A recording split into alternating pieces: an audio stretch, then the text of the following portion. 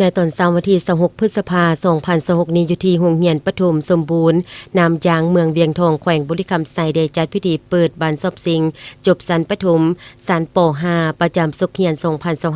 2025-2026ทั่วเมืองเวียงทองโดยเป็นเกียรติของร่วมของท่านทองฤทธิ์สิทธิอัมพาคณะประจำภาคเมืองห้องประธานคณะกรรมการปกครองเมืองเวียงทองมีคณะห้องการศึกษาธิการและกีฬาเมืองการจัดตั้งบ้านคณะกรรมการรับผิดชอบบานซอบสิงครูอาจารย์ตลอดฮอดนักสอบสิ่งเข้าร่วม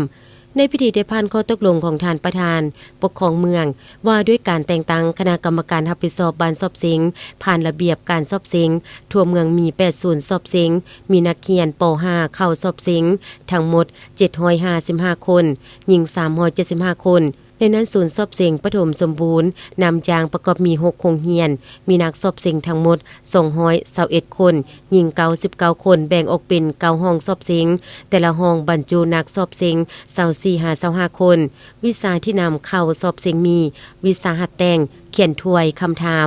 วิชาคณิตศาสตร์และวิทยาศาสตร์สิ่งแวดล้อมในพิธีได้รับฟังการอบรมจากท่านทองฤทธิ์สิทธิอัมพารองประธานคณะกรรมการปกครองเมืองเวียงทองโดยท่านได้เน้นให้คณะกรรมการรับผิดชอบให้เพิ่มทวีความรับผิดชอบต่อการสอบสิ่งและให้นักสอบสิ่งจงปฏิบัติระเบียบการสอบสิ่งโดยปฏิบัติตามโมงเวลาเพื่อให้การสอบสิ่งได้รับผลดีจากนั้นในวันที่27-28พฤษภาคม2026ได้มีการเปิดซองบทสอบสิ่งและดำเนินการสอบสิ่งอย่างเป็นทางการทั่วเมืองเวียงทอง